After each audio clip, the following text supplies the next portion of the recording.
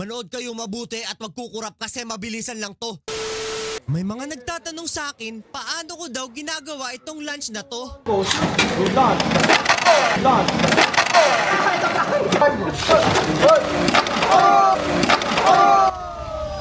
Ang tawag ko dito, Micro Tilt Overdrive Quarter Rail Rebound Burst Exploitation Snap Tech Launch. Effective lang siya kapag nasa X-side ka kasi doon mas aggressive ang rail engagement geometry. Paano gawin to?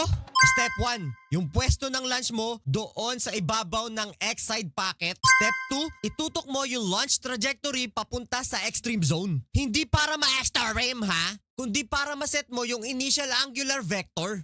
Step 3, mag-apply ng controlled aggressive tilt.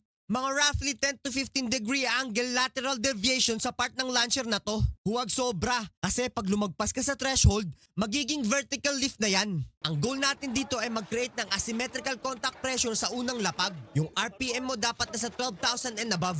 Bakit? Kasi mas mataas ang angular velocity, mas mataas ang stored rotational energy. Tapos, i-apply mo yung formulang torque equals moment of inertia times angular acceleration. Mas mataas ang applied torque, mas mabilis ang angular acceleration. At sa pagbitaw naman, kasabay nun yung konting pilantik ng launcher.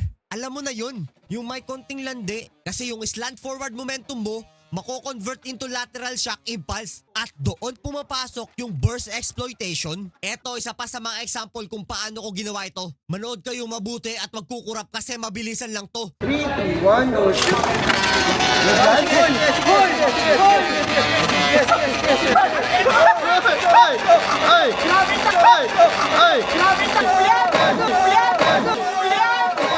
Ay bosset, iba pala to. Ito pala yung lunch kung saan itatago mo yung bay mo para di tamaan ng kalaban. Kaso nga lang, instant 2 points sa kalaban yun.